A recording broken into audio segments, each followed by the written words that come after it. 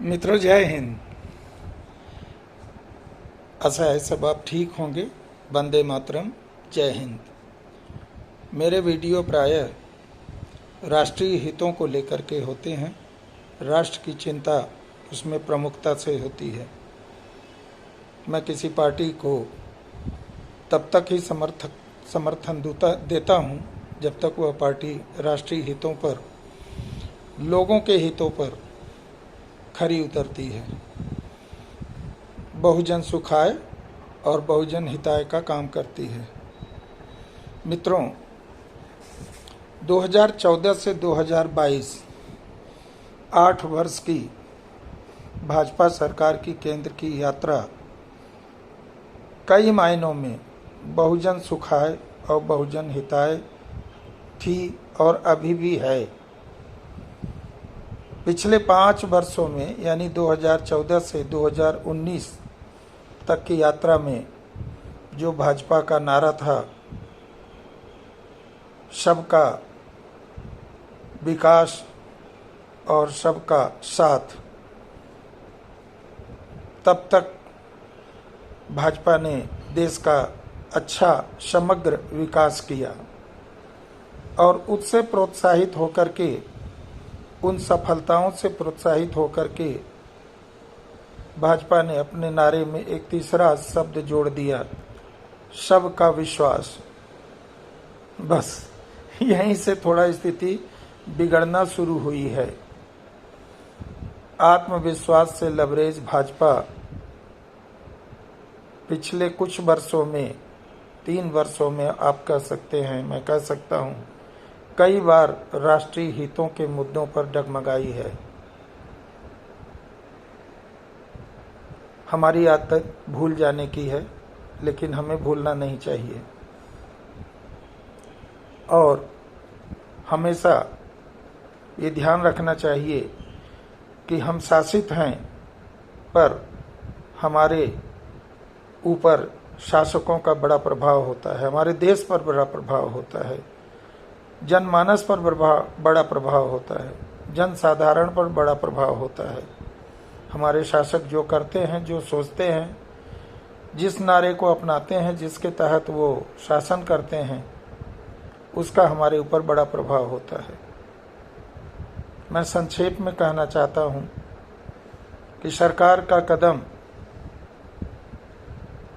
किसान कानून से लड़खड़ाना चालू हुआ। किसान कानून की जिस प्रकार से वापसी हुई वह अशोभनीय ही नहीं थी, चिंताजनक भी थी। और उस दौरान जो हमारे लाल किले पर, हमारे राष्ट्रीय स्मारकों पर जो नंगा नाच हुआ वह सर्वविदित है और वहाँ सरकार का झुकना राष्ट्रीय शर्म जैसा लगता है, मुझे लगता है, शायद आपको भी लगता होगा।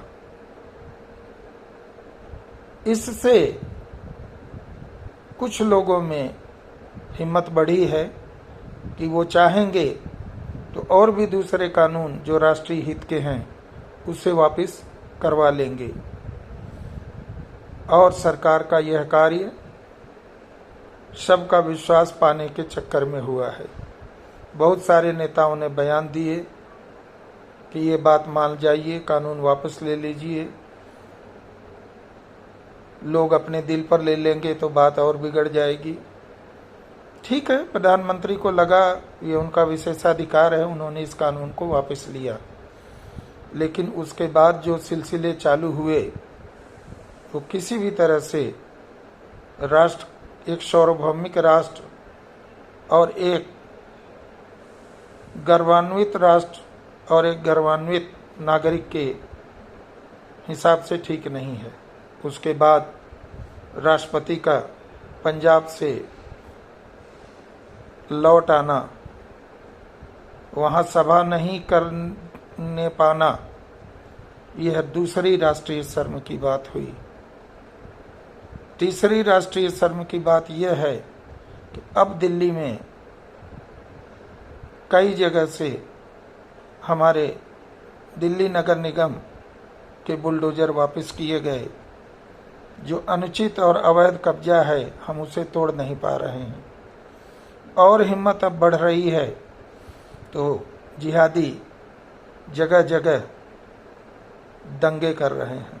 उनकी एक ही नीयत है, पैगंबर साहब के खिलाफ आप कुछ मत बोलो, हम भले तुम्हारे देव के ऊपर थूकते रहें। और सबका विश्वास पाने के चक्कर में सरकार बर्दाश्त भी कर रही है। कश्मीर में आप बताएं, कश्मीर छोड़कर किसको भागना चाहिए, आतंकवादियों को या हिंदुओं को?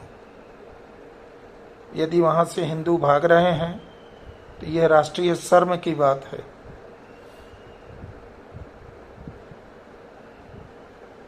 और सरकार को यह स्वीकार करना पड़ेगा। सरकार जब एक बार झुक जाती है तो उसे बार बार झुकाने का प्रयास किया जाता है, जो अब बखूबी शुरू है। पंजाब में क्या हो रहा है? किसान आंदोलन के समय सरकार झुकी, प्रधानमंत्री वहां भाषण करने नहीं दे पाए, अब वहां हत्याओं का दौर जारी है। पहली बार 6 जून को स्वर्ण मंदिर में खालिस्तान समर्थक नारे लगाए गए और यह सिलसिला खत्म नहीं होगा। प्रधानमंत्री साहब से, खास करके भाजपा की इस पार्टी से जो केंद्र में बहुमत की सरकार चला रही है, उससे मेरी ये प्रार्थना है कि राष्ट्रीय हितों पर आप कोई समझौता ना करें, और यदि करते हैं तो राष्ट्र को इसकी बहुत भारी कीमत चुकानी पड़ेगी। जय हिंद।